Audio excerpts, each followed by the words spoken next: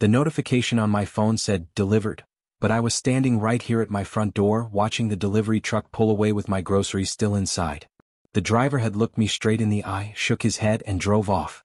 What he didn't know was that I wasn't just another customer he could dismiss. I was the CEO of the very company he worked for. Which country are you listening from? Tell us in the comments below. My name is Maya Johnson, and I built my life in America believing that hard work and determination could overcome any obstacle. At 34, I had achieved what many would call the American dream.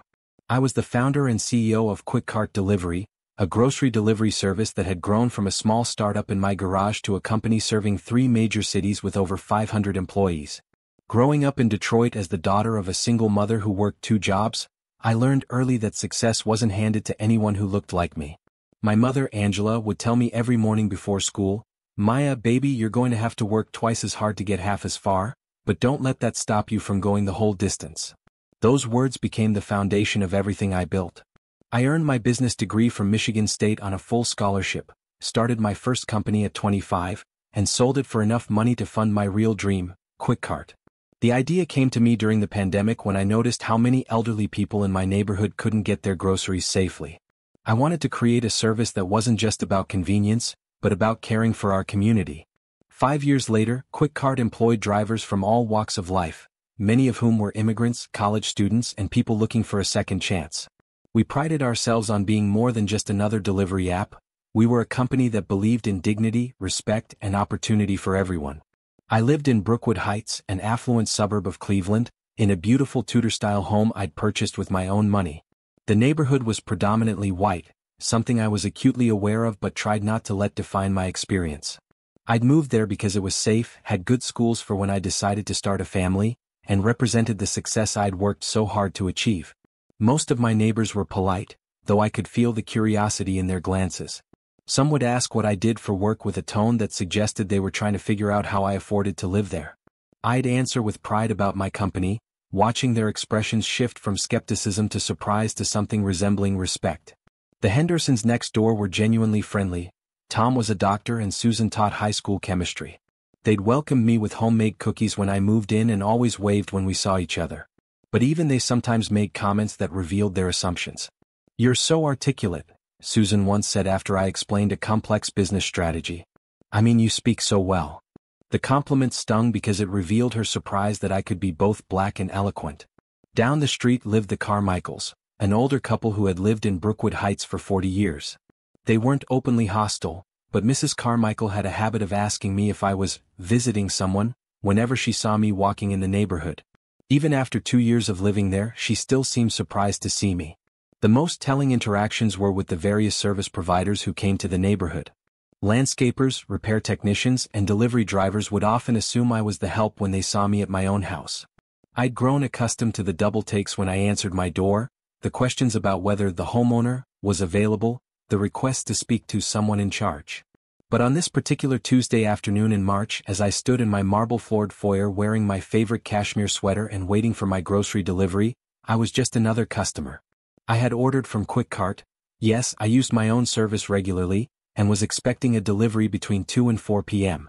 I had client calls that afternoon, so I'd specifically requested contactless delivery with a note to leave the bags by the front door. The irony wasn't lost on me that I was about to experience my own service from the customer's perspective. What I never expected was that this ordinary Tuesday would become the day I'd face the harsh reality that success and achievement couldn't always shield me from the prejudices that still existed in America. My morning had started like any other. I'd woken up at 5:30 a.m., gone for a run through the tree-lined streets of my neighborhood, and returned home to shower and prepare for another busy day of running my company. I had 3 major client presentations scheduled, a board meeting at 4 p.m., and a dinner with potential investors that evening. I'd built my morning routine around efficiency and focus. Coffee first. I had a high-end espresso machine that I'd treated myself to after our first profitable quarter. Then I'd check the overnight metrics from our West Coast operations, review any urgent emails, and plan my day. This particular morning, I'd noticed that our customer satisfaction scores in Cleveland had dipped slightly, and I'd made a mental note to investigate. My home office was my sanctuary, a room with floor-to-ceiling windows that overlooked my carefully landscaped backyard. I decorated it with awards from various business organizations, photos from company milestones, and inspirational quotes that had guided me through the challenging early days of building QuickCart. The centerpiece was a framed photo of my mother at my college graduation, beaming with pride as I received my summa cum laude honors. I'd spent the morning on calls with our expansion team, discussing plans to launch in Atlanta and Miami. We were growing faster than I'd ever imagined, and each new market brought new challenges and opportunities. The conversation had been energizing. We were talking about creating hundreds of new jobs, serving thousands of new customers, and continuing to build something that made a real difference in people's lives. Between calls, I'd placed my grocery order through our app, selecting items for the week ahead. Organic vegetables for the salads I'd been trying to eat more of, a nice bottle of wine for dinner with the investors, some specialty items from the gourmet section that I'd developed a taste for. The total came to just over $200, more than I'd ever imagined spending on groceries when I was growing up, but well within my means now. As I waited for the delivery, I'd been reviewing financial projections for our board meeting. The numbers were impressive. We were on track to exceed our revenue goals by 15%, and our profit margins were improving as we scaled our operations. I felt proud of what we'd built, confident about our future, and optimistic about the impact we could continue to have. I'd also been thinking about my mother, who was planning to visit the following weekend. She still lived in the same neighborhood in Detroit where I'd grown up, though in a much nicer house that I'd been able to buy for her once the business took off. She was proud of my success, but she also worried about me. "Don't let them make you forget where you came from," she'd tell me during our weekly calls. "And don't let them make you think you don't deserve everything you've earned." At 2:47 p.m., I received the notification that my delivery was arriving. I glanced out my front window and saw one of our QuickCart trucks, a white van with our green logo, pulling into my driveway. The driver was a middle-aged white man with graying hair and a substantial build. I didn't recognize him, but with over 200 drivers across our Cleveland operation, that wasn't unusual. I watched him get out of the truck and walk to the back to retrieve my order. He pulled out 3 bags, my weekly grocery haul that included organic produce, wine, and specialty items from the upscale grocery chain we partnered with. Everything seemed normal until he approached my front door. Instead of leaving the bags as requested, he stood there for a moment looking at my house, then at the bags, then back at my house. I could see him through the frosted glass of my front door, and something in his posture seemed off. He wasn't moving to set the bags down. He was scanning my property with obvious suspicion, taking in the manicured lawn, the expensive cars in my driveway, the architectural details that marked this as an upscale home. Then came the knock. A hard, demanding knock that didn't match our company's training for contactless delivery. It was the kind of knock police officers make when they're serving a warrant, aggressive, impatient, designed to intimidate. I opened the door with a smile, expecting a quick handoff. "Hi there, you can just set those right." He interrupted me, his voice sharp and accusatory. "I need to see some ID." I blinked, confused. "Excuse me?" "ID. I need to see identification that proves you live here." He was holding my grocery bags like they were evidence in a crime scene, clutching them protectively against his chest. "I'm sorry, I don't understand. This is my house and I ordered these groceries. The delivery is contactless, so you can just leave them by the door." His eyes narrowed as he looked me up and down, taking in my appearance with obvious suspicion. I was wearing a cream-colored cashmere sweater, designer jeans, and simple gold jewelry, an outfit that had cost more than many people's monthly rent. But in his mind, none of that mattered. All he saw was a young black woman who, in his worldview, didn't belong in this setting. "Look, lady, I don't know what kind of game you're playing, but I'm not falling for it. This is a high-end neighborhood and these are expensive groceries. I need to see proof that you actually live here and can afford this order." The words hit me like a physical blow. I felt my face flush with a mixture of anger and humiliation. The assumptions embedded in his statement were staggering. He'd looked at me and immediately concluded that I couldn't possibly afford expensive groceries or live in a nice neighborhood. The idea that I might belong here naturally, that I might have earned my place through hard work and success, never even crossed his mind. "I beg your pardon? I ordered these groceries, they're paid for with my credit card, and this is my home. You have absolutely no right to demand identification." "I have every right," he said, his voice rising with indignation. "We've had problems with people in this area claiming packages and orders that aren't theirs. And frankly, you don't look like you belong in this neighborhood. You're probably some maid or babysitter trying to steal from the people you work for." There it was. The words that confirmed what I had suspected from the moment he'd looked at my house with suspicion. In his mind, there were only 2 explanations for my presence. I was either a criminal or domestic help. The possibility that I was a successful business owner, that I had built this life through my own efforts, was so foreign to his worldview that it didn't even register as an option. My heart was pounding, but I kept my voice steady. I'm not showing you my ID. I've done nothing wrong. I am the customer, this is my home, and you're violating company policy by refusing to complete a paid delivery. He laughed, actually laughed, a sound so dismissive and cruel that it made my skin crawl. Company policy? Lady, I've been doing this job for 6 months and I know what theft looks like. You're probably some maid or nanny who thinks she can steal from the people she works for. Maybe you clean houses in this neighborhood and figured you could score some free groceries. Well, not on my watch. The assumptions he was making were so deeply rooted in prejudice that I felt momentarily speechless. He had constructed an entire narrative about who I was and what I was doing based solely on my race. In his story, I was a domestic worker who had somehow gained access to this neighborhood and was now attempting to commit fraud. The idea that I could be the rightful recipient of these groceries, that I could afford to live here, that I could be successful in my own right, was completely outside his frame of reference. Sir, I'm going to ask you one more time to complete this delivery. Set the bags down and leave, or I'll be reporting this incident to your company. My company? He smirked. Lady, I am the company. I'm protecting QuickCart from people like you who think you can scam the system. You want to threaten me? Go ahead. Call customer service. See how far that gets you when I tell them about your little theft attempt. The irony was so thick I could barely breathe. Here was my own employee, threatening to report me to myself, completely confident that his version of events would be believed over mine. He was so certain of his own righteousness, so convinced that he was the hero in this story, that he couldn't see the racism in his own actions. You need to leave, I said, my voice shaking with controlled anger. Take the groceries and leave my property immediately.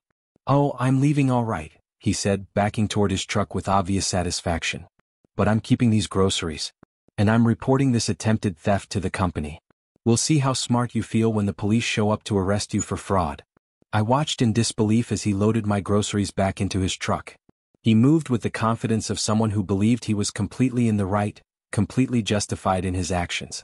He slammed the doors shut and climbed into the driver's seat, but not before rolling down his window to deliver one final insult. Next time, try ordering from somewhere more in your price range, he called out with a cruel smile. Maybe then you won't have to pretend to be someone you're not. And get yourself a better costume if you're going to keep trying this scam. That outfit might fool some people, but it doesn't fool me. The truck pulled out of my driveway, leaving me standing in my doorway, trembling with rage and humiliation. I had just been robbed, not just of my groceries but of my dignity, by one of my own employees. The man who had just driven away with my food was being paid by my company, driving a truck that I had purchased, wearing a uniform that bore my logo. I stood there for several minutes trying to process what had just happened. This was my neighborhood, my house, my company, my order. And yet I had been treated like a criminal, like an imposter, like someone who didn't belong. The driver had looked at me and seen only stereotypes and assumptions, completely blind to the reality of who I was and what I had accomplished.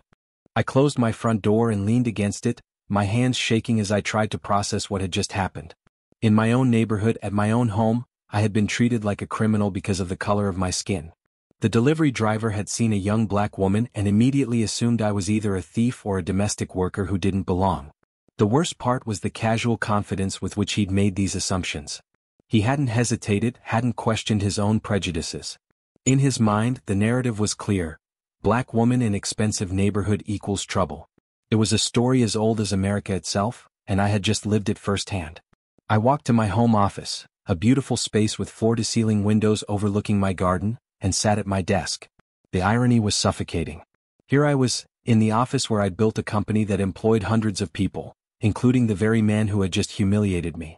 I had created jobs, provided opportunities, and prided myself on building an inclusive workplace. Yet when I was just another customer, none of that mattered. My phone buzzed with a text from my assistant, Jennifer. How did the afternoon calls go? The Peterson Group seemed really interested in the expansion proposal. I stared at the message, realizing that I had completely forgotten about my client calls. The encounter with the delivery driver had shattered my entire afternoon. I was supposed to be discussing multi-million-dollar expansion plans, but instead I was sitting in my office, still reeling from being treated like a criminal in my own neighborhood. I tried to refocus on work, but my mind kept returning to the driver's words. You don't look like you belong in this neighborhood. The phrase echoed in my head, bringing back memories of every other time someone had questioned my right to be somewhere, to achieve something, to succeed. I remembered my first day at Michigan State, when my roommate's mother had asked if I was there on a special program, assuming I couldn't have earned my place academically. I remembered my first job interview after college, when the hiring manager had seemed surprised that I was the candidate with the impressive resume. I remembered the first time I tried to secure funding for QuickCart, when investor after investor had questioned whether I had the right background to run a tech company. Each incident had been painful, but I'd learned to push through, to prove myself over and over again. I'd thought that success would eventually insulate me from these experiences. I'd believed that if I worked hard enough, achieved enough, accumulated enough wealth and status, I could somehow transcend the prejudices that had followed me throughout my life. But this incident with the delivery driver showed me how naive I'd been. No amount of success could protect me from someone who looked at my skin color and made instant judgments about who I was and what I deserved. I opened my laptop and pulled up our company's internal systems. Within minutes, I had the driver's information. Marcus Wheeler, 52 years old, employed with QuickCart for 6 months. His employee photo showed a stern-faced man with graying hair and cold eyes. His address was in Parma, a working-class suburb about 20 minutes from Brookwood Heights. His ratings were mediocre. Several complaints about attitude and professionalism, but nothing that had triggered disciplinary action. I scrolled through his delivery history and noticed a pattern that made my stomach turn. In the past month, Marcus had completed 47 deliveries in affluent neighborhoods. Of those, 12 had been to addresses where, based on the names on the accounts, the customers were likely people of color. Of those 12 deliveries, 8 had been marked as customer unavailable or unable to verify recipient, forcing the customers to reschedule or pick up their orders at our facility.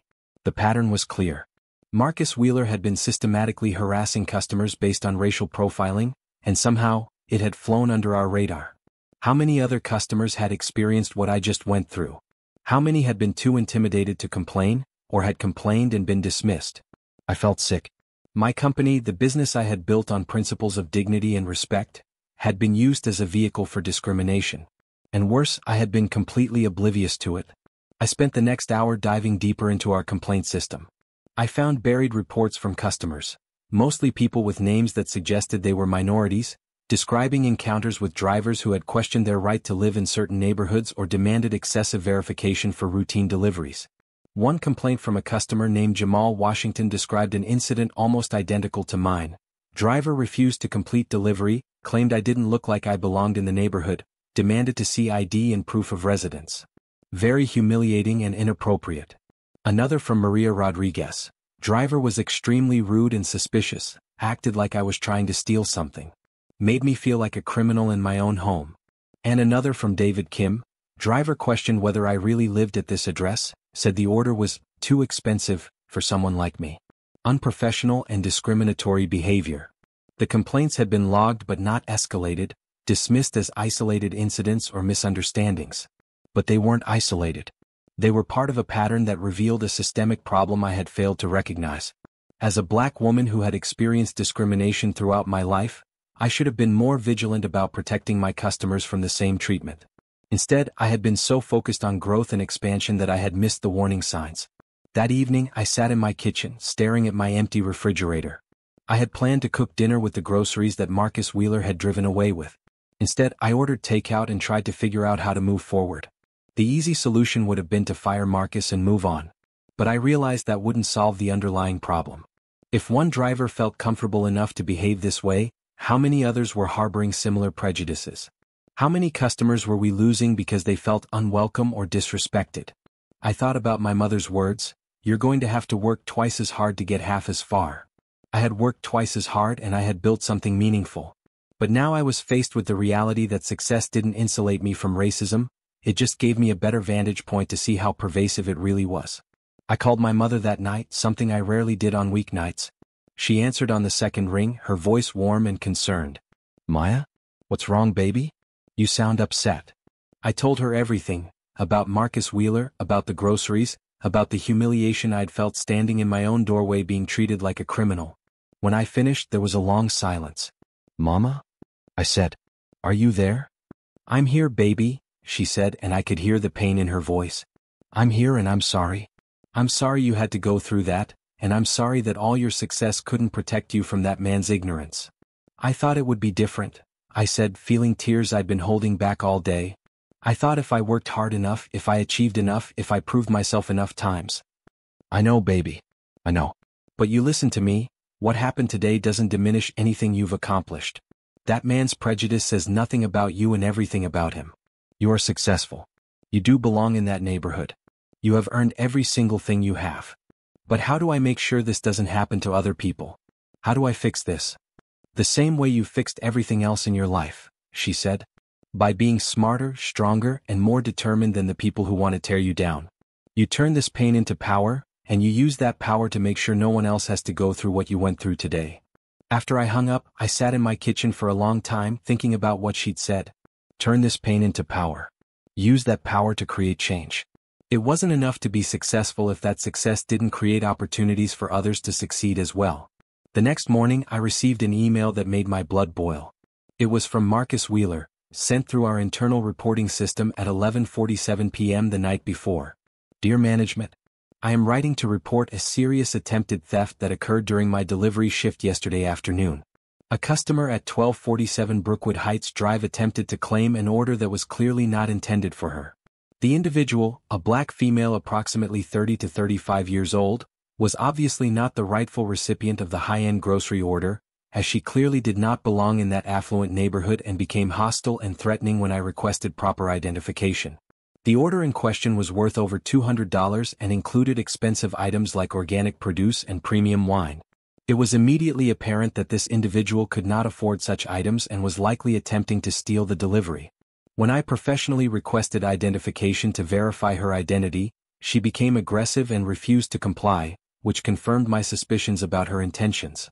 I prevented the theft by refusing to complete the delivery and returning the items to the warehouse as per company protocol.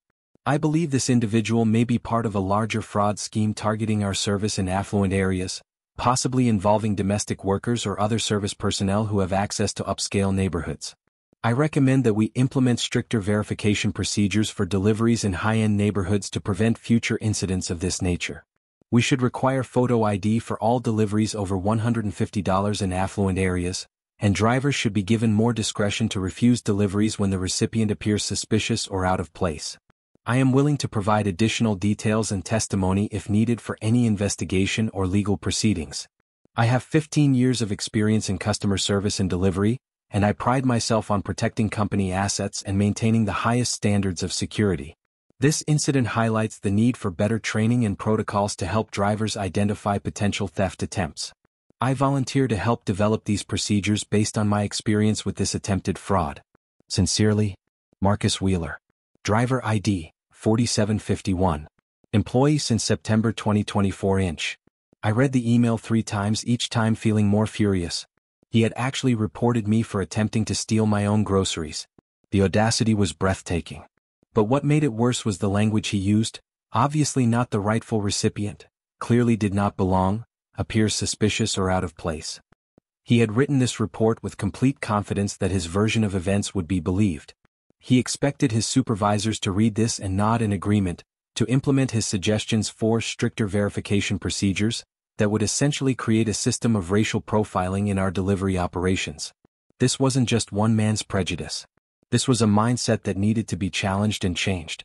And I was in a unique position to do exactly that. But first, I needed to understand the full scope of the problem. I spent the rest of the morning analyzing our delivery data more comprehensively. What I found was even worse than I had initially discovered. Our completion rates varied dramatically by neighborhood demographics. In predominantly white, affluent areas like Brookwood Heights, our completion rate was 94%. In predominantly black neighborhoods, it was 71%. In Latino neighborhoods, it was 73%. In mixed-income areas, it fell somewhere in between, often correlating with the racial composition of the area. I dug deeper into the customer service data and found that complaints about driver behavior were significantly higher from customers with names that suggested they were minorities. These complaints often described drivers who were rude, suspicious, or unprofessional, but they had been categorized as personality conflicts rather than potential discrimination. Even more troubling, I found that several customers had canceled their accounts after negative experiences with drivers. In exit surveys, many mentioned feeling unwelcome or treated poorly, but our customer service team had coded these as generic dissatisfaction rather than investigating the specific incidents. We were losing customers, damaging our reputation, and perpetuating discrimination, all while being completely blind to the problem. My success as a black woman CEO meant nothing if my company was actively harming other people who looked like me. I spent the next 3 days developing a comprehensive plan. I could have simply fired Marcus Wheeler and issued a public apology. I could have implemented new training programs and moved on. But this situation required more than damage control. It required a fundamental shift in how we approached equity and inclusion in our business. First, I decided to give Marcus Wheeler exactly what he was asking for: an investigation. But not the kind he expected. I called an emergency meeting with my senior leadership team: my COO, David Chin, my head of HR, Sarah Martinez, my head of customer experience, James Thompson, and my head of operations, Patricia Williams. I didn't tell them about my personal experience with Marcus. Instead, I presented them with the data I had compiled about delivery patterns and complaints. "We have a problem," I said, pulling up charts and graphs on the conference room screen. "Our delivery completion rates vary significantly based on neighborhood demographics. We're failing to serve customers equitably, and it's not just bad for business, it's morally wrong." The room fell silent as they absorbed the implications. The data was undeniable, stark in its revelation of systemic bias in our operations. David was the first to speak. "Maya, this is really bad. How did we miss this?" "Because we weren't looking for it," I replied. "We were measuring overall satisfaction and completion rates, but we weren't disaggregating the data by race or neighborhood. We assumed that treating all customers the same meant we were being equitable.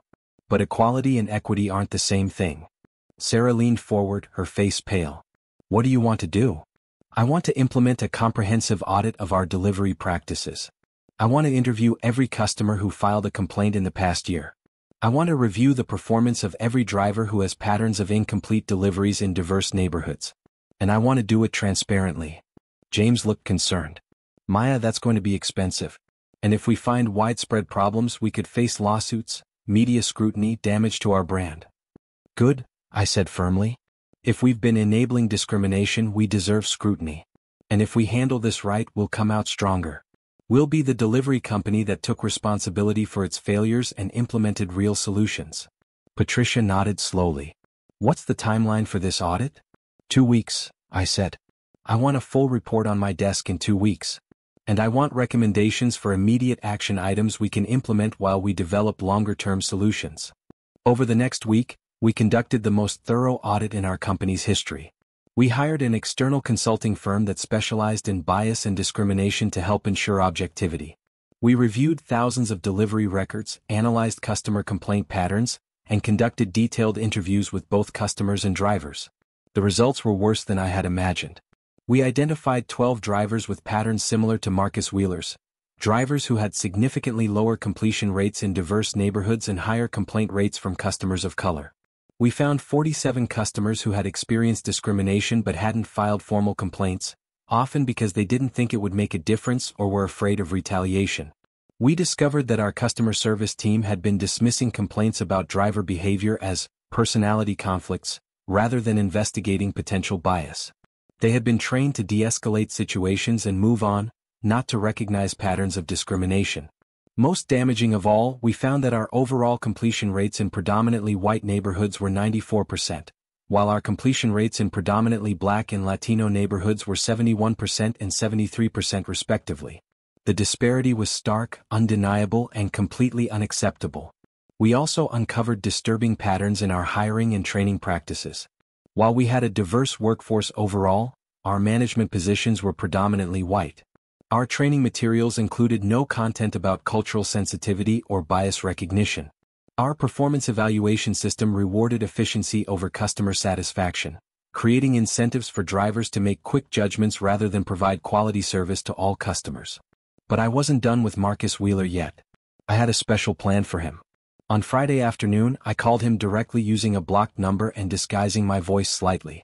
"Mr. Wheeler, this is Patricia Williams from QuickCart Corporate Investigations. I'm calling about your report regarding the attempted theft on Brookwood Heights Drive." "Oh yes, ma'am," he said eagerly, his voice practically vibrating with excitement. I'm so glad someone is finally taking this seriously. These people think they can just walk into nice neighborhoods and steal whatever they want. It's about time this company started protecting itself from these scammers. Mr. Wheeler, I've reviewed your report, and I'm very impressed with your attention to detail and your commitment to protecting company assets. We need more drivers like you who are willing to stand up to thieves and fraudsters. Thank you, ma'am. I've got 15 years of experience in customer service, and I know how to spot trouble. That woman was definitely up to no good. You could tell just by looking at her that she didn't belong in that neighborhood. I had to bite my tongue to keep from responding to his blatant racism. Mr. Wheeler, I need you to come to our corporate office on Monday morning at 9 a.m. We're conducting a formal investigation, and we need your detailed testimony. This could be a very important case for us. Absolutely, ma'am. I'll be there with bells on. Do you want me to bring anything? Photos, documentation? Just bring yourself and be prepared to tell us exactly what happened. Oh, and Mr. Wheeler? This investigation is confidential. Don't discuss it with anyone else until after our meeting. You got it? I won't say a word. And ma'am? Thank you for taking this seriously. It's nice to know that management supports drivers who are trying to do the right thing. I hung up and felt a grim satisfaction. Marcus Wheeler was about to get exactly what he deserved. Monday morning arrived gray and overcast, matching my mood. I had barely slept, running through the confrontation in my mind over and over. At 8:45 a.m., I positioned myself in the main conference room with Sarah, David, and our head of legal, Robert Kim. Through the glass walls, I could see Marcus Wheeler in the lobby, checking his watch and straightening his tie. He was wearing his best clothes, a cheap suit that was slightly too small and a tie with a garish pattern. He clearly thought he was about to be commended for his vigilance. I watched him interact with our receptionist, noting how his demeanor changed when he realized she was Latina. His friendly smile became more forced, his tone more condescending. Even in this simple interaction, his prejudices were on full display. At exactly 9 a.m., Sarah escorted him into the conference room. He walked in with confidence, his chest puffed out, ready to tell his story and be praised for his heroism. But when he saw me sitting at the head of the table, his face went white. "Have a seat, Mr. Wheeler," I said calmly, gesturing to the chair across from me. He looked around confused, glancing at Sarah, David, and Robert as if they might explain what was happening. "I don't understand. I'm supposed to be meeting with Patricia Williams about my report." "I am Patricia Williams," I said, maintaining eye contact. "Well, actually, I'm Maya Johnson. I'm the founder and CEO of Quick Cart Delivery. And I'm the woman you refused to deliver groceries to last Tuesday." The color drained completely from his face. He opened and closed his mouth several times, but no words came out. I could see his mind racing, trying to process this information, trying to figure out how his simple story of preventing theft had become this nightmare scenario. "Mr. Wheeler," I continued, my voice steady and professional, "you filed a report claiming that I attempted to steal groceries from my own company. You stated that I, obviously, did not belong in my own neighborhood. You recommended that we implement stricter verification procedures for deliveries in upscale neighborhoods. Did you file that report?" I didn't know." He stammered, sweat beginning to bead on his forehead. "You didn't know what? That I was the CEO? That I owned the house? That I had every right to be there?" My voice remained calm, but the anger was building. "Or did you not know that your assumptions about me were based purely on the color of my skin?" Robert slid a folder across the table to him. "Mr. Wheeler, we've conducted a comprehensive audit of your delivery patterns. In the past 6 months, you've had an 87% completion rate in predominantly white neighborhoods and a 31% completion rate in predominantly Black and Latino neighborhoods. Can you explain this disparity?" He looked at the papers, his hands shaking as he tried to read the statistics that damned him. I was just being careful. There's a lot of theft in certain areas." "Certain areas?" I leaned forward, my eyes never leaving his face. "Mr. Wheeler, the highest income neighborhood on your route is Brookwood Heights, where you refused to deliver my groceries. The lowest income neighborhood is Riverside, which is predominantly white, where you've never had a single incomplete delivery. So your theory about theft and income doesn't hold up, does it?" David opened his laptop and turned it toward Marcus. "We've also reviewed security footage from several of your deliveries. We found multiple instances where you demanded ID from customers of color but never from white customers, even when delivering to the same street on the same day. The evidence was overwhelming. Security cameras had captured Marcus demanding identification from a young Black mother while delivering to her home on Maple Street, then delivering to a white family 3 houses down without any verification whatsoever. The footage showed him scrutinizing a Latino man's driver's license for several minutes before reluctantly completing a delivery, then cheerfully handing groceries to an elderly white woman without any questions. Sarah pulled out another document. We've also identified 11 other customers who filed complaints about your behavior. Would you like me to read some of their statements? Please do, I said, though my tone made it clear this wasn't really a request. From Mrs. Chin, driver demanded to see my lease agreement and questioned whether I could afford the groceries I ordered. Made me feel like a criminal in my own home. From Mr. Rodriguez, driver refused to believe I lived at this address and insisted on calling the homeowner to verify. Extremely humiliating and unprofessional. From Ms. Thompson, driver asked if I was the maid and whether the real customer was home. When I explained that I was the customer, he demanded multiple forms of ID and asked to see my bank statements. Marcus Wheeler sat in stunned silence, realizing that his world was crumbling around him. The pattern of discrimination was undeniable, documented not just in statistics but in the painful testimonies of customers he had humiliated and degraded. Finally, he looked up at me with something that might have been remorse, though I suspected it was more likely fear for his job. I wasn't trying to. You weren't trying to what? Be racist? Discriminate against customers? Make assumptions based on stereotypes. I stood up, feeling the full weight of my authority and the righteousness of my anger. Mr. Wheeler, you didn't just refuse to deliver my groceries. You stole them. You called me a thief. You told me I didn't belong in my own neighborhood. And then you filed a false report accusing me of fraud. I walked around the table and stood behind him, my voice growing more intense. But more than that, you've been systematically harassing customers based on their race for months. You've made dozens of people feel unwelcome, unsafe, and disrespected. You've damaged our company's reputation and violated everything we stand for. I'm sorry, he whispered, his voice barely audible. You're sorry? I laughed, but there was no humor in it. Mr. Wheeler, you're not sorry about what you did.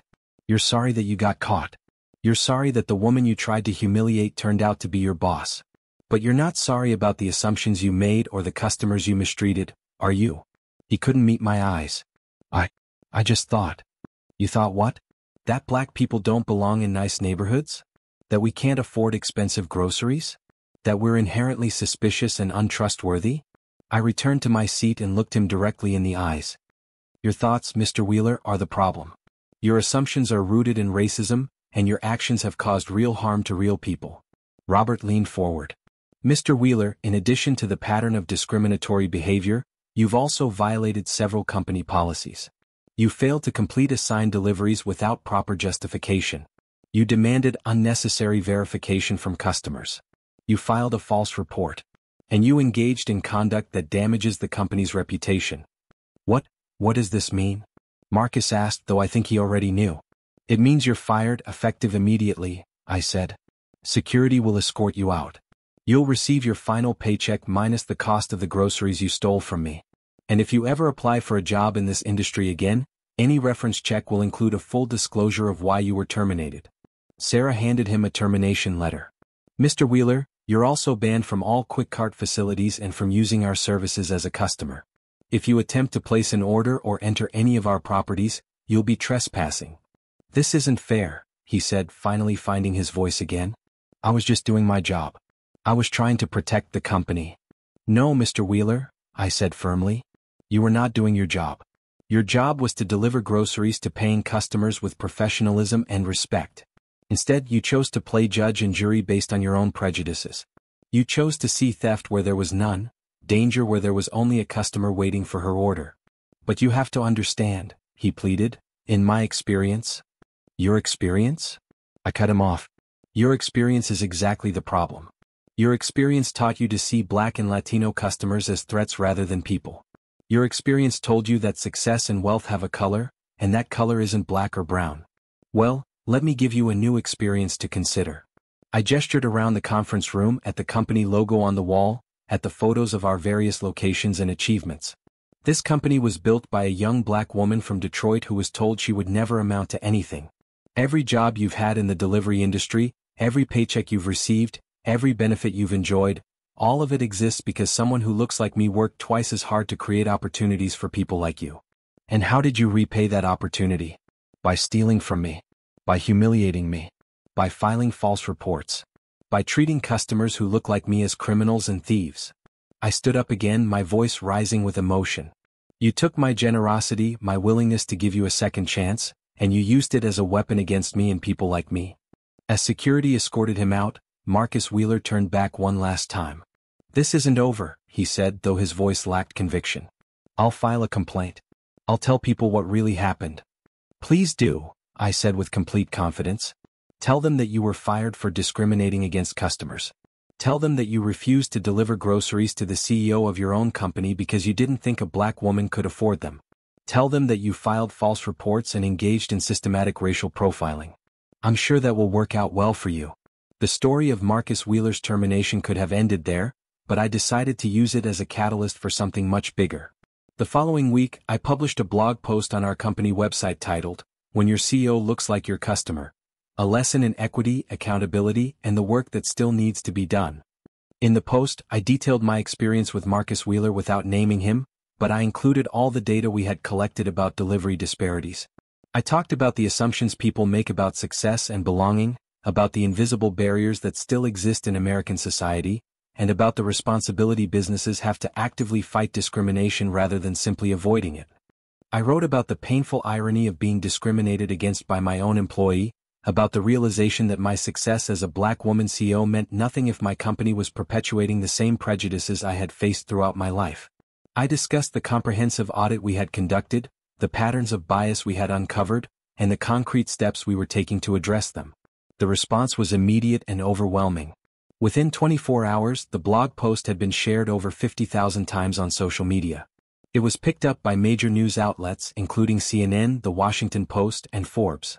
The comments section filled with hundreds of stories from people who had experienced similar discrimination, not just in delivery services but in retail stores, restaurants, banks, and virtually every other industry. But not all the feedback was positive. Some people accused me of playing the race card, and claimed I was making a big deal out of nothing. Others suggested that Marcus Wheeler had been just doing his job, and that I was being too sensitive. Several commenters insisted that discrimination was a thing of the past and that I was manufacturing problems where none existed. The criticism stung, but it also reinforced why this conversation was necessary. The fact that some people couldn't see the problem was exactly the problem. The denial and defensiveness in some of the responses proved that bias and discrimination were still very much alive, still very much impacting people's daily lives. I decided to take it further. I announced that QuickCart would be implementing a comprehensive equity and inclusion initiative that would include mandatory bias training for all employees, focusing on unconscious bias, cultural competency, and recognizing discrimination. A complete overhaul of our hiring practices to ensure diverse representation at all levels of the company. A customer advocacy program that would proactively reach out to customers in underserved communities. An independent equity audit of all our practices, from hiring to service delivery, conducted by external experts. A commitment to transparent reporting of our demographic data and customer satisfaction metrics, broken down by race and neighborhood. A partnership with local civil rights organizations to provide accountability and ongoing guidance. The establishment of a customer equity hotline where people could report discrimination anonymously. Financial compensation for customers who had experienced discrimination, along with personal apologies from me. The program cost us nearly $750,000 in the first year, but it was worth every penny. Our customer satisfaction scores increased across all demographics. Our employee retention improved significantly. We attracted new customers who chose us specifically because of our commitment to equity. Most importantly, we became a model for other companies trying to address similar issues. 6 months later, I received a letter that made everything worthwhile. It was from Maria Santos, a customer in East Cleveland who had been ordering from us for 2 years. "Dear Ms. Johnson," she wrote, "I wanted to thank you for what you did. I have been having problems with drivers who seem to think I didn't belong in my neighborhood. I'm a nurse practitioner who worked very hard to buy my home after my husband died. Several times, drivers questioned whether I really lived at my address or could afford the groceries I ordered. It was humiliating and made me want to stop using delivery services altogether. After your blog post and the changes you made, my deliveries have been perfect. But more than that, you made me feel seen and heard. You turned your painful experience into something that helped all of us. You showed me that my experiences were valid, that I wasn't being too sensitive, and that someone with power was willing to fight for people like me. My teenage daughter read your blog post for a school project about modern civil rights leaders. She told me, "Mom, now I know that when I'm successful, I can use my success to help other people too." You didn't just change your company, you gave my daughter a role model and a roadmap for how to use success responsibly. Thank you for not staying quiet. Thank you for not just firing that driver and moving on. Thank you for doing the hard work of real change. I kept that letter in my desk drawer and read it whenever I questioned whether the fight was worth it. But the changes we implemented went beyond just fixing the problems Marcus Wheeler had created. We discovered that our entire approach to customer service had been flawed. We had been measuring efficiency over equity, completion rates over customer dignity. We had been so focused on growth that we had lost sight of our original mission, serving our community with care and respect. The equity audit revealed additional problems we hadn't even considered. Our marketing materials featured predominantly white families, sending a subtle message about who we considered our target customers. Our customer service scripts included no training on how to handle complaints about discrimination. Our performance review process rewarded drivers for speed and efficiency but included no metrics for customer dignity or respect. We changed all of that. We rewrote our marketing materials to reflect the diversity of our actual customer base. We hired a chief diversity officer to ensure that equity remained a priority as we continued to grow. We created new performance metrics that included customer respect scores alongside traditional efficiency measures. Most importantly, I instituted a policy that any employee could be terminated immediately for discriminatory behavior, regardless of their position or length of service.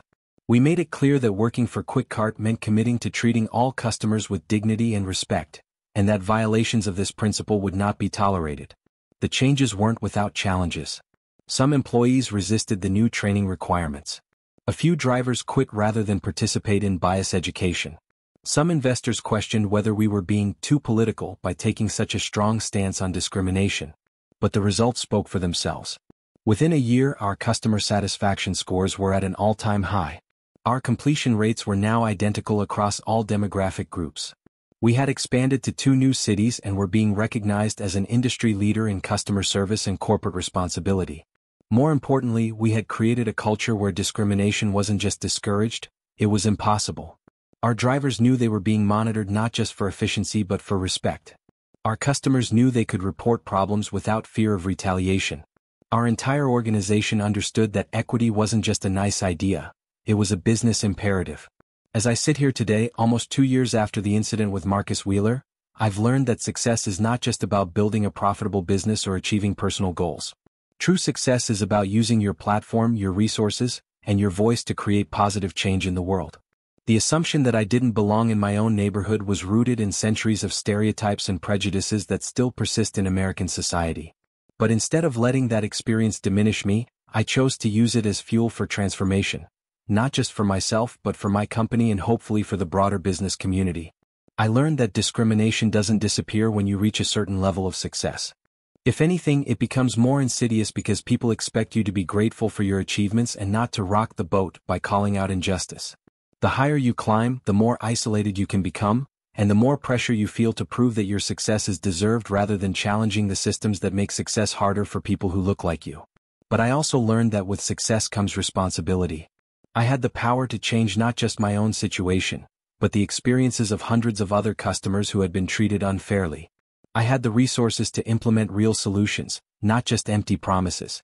Most importantly, I had the platform to start conversations that needed to happen, even when they were uncomfortable. The delivery driver who refused to bring me my groceries thought he was protecting his company from a thief. What he didn't realize was that he was stealing from all of us, stealing dignity, respect, and the promise of equal treatment that should be fundamental to any business in America. I could have handled the situation quietly, firing Marcus Wheeler and moving on. But quiet solutions to loud problems don't create lasting change. Sometimes you have to be willing to be uncomfortable, to face criticism, to invest in solutions that cost money and time, because that's what real leadership requires. My mother was right when she told me I'd have to work twice as hard to get half as far. But she also taught me that the goal isn't just to make the journey for yourself, it's to make the journey easier for those who come after you. Every barrier I broke, every ceiling I shattered, every assumption I challenged made it a little bit easier for the next young black woman who dreams of building something meaningful. Today, QuickCart serves customers in 15 cities, employs over 3,000 people, and has delivered over 25 million orders. But I'm most proud of the fact that our customer satisfaction scores are identical across all demographic groups. We've proven that equity isn't just the right thing to do, it's good business. When you treat all customers with dignity and respect, when you create an inclusive workplace where everyone can thrive, when you actively fight against discrimination rather than simply avoiding it, everybody wins. The young boy who grows up in Detroit today, watching his single mother work multiple jobs to pay the bills, doesn't have to wonder if he'll be welcome in the neighborhood he dreams of living in someday. The young woman starting her first business doesn't have to worry that her success will be questioned because of her race or gender. The customer placing an order for groceries doesn't have to fear that their driver will judge them based on their appearance rather than treating them with the respect every paying customer deserves. That's the America I'm building, one delivery at a time, one policy at a time, one conversation at a time. It's an America where your zip code doesn't determine the quality of service you receive, where your race doesn't influence whether you're treated as a valued customer or a potential threat, where success is measured not just by profit margins but by the positive impact you have on your community. Marcus Wheeler saw me as someone who didn't belong. I proved to him, and to myself, that I belong everywhere my hard work and determination can take me. More importantly, I used my position to ensure that everyone else knows they belong too. But the work isn't finished. Discrimination didn't end when I fired one prejudiced driver, and it won't end when other companies implement their own equity initiatives. It will end when we collectively decide that treating people with dignity and respect isn't just good business practice. It's the minimum standard for how we interact with each other as human beings. Every time a customer places an order with QuickCart, they're not just buying groceries, they're participating in a vision of what American business can be when it's built on principles of equity, inclusion, and justice. Every time one of our drivers completes a delivery with professionalism and respect, they're proving that it's possible to succeed while treating all people as worthy of dignity. The America I dreamed of as a young girl in Detroit, an America where hard work and talent could overcome prejudice and discrimination, is still being built. It's being built by people like me who refuse to accept that this is just how things are, who use their success as a platform for change rather than a refuge from responsibility. They judged me by my appearance and assumed I was a thief. I showed them the power of ownership, accountability, and justice. But most importantly, I showed them that when you have the privilege of success, you have the responsibility to lift others up with you. That's not just good business.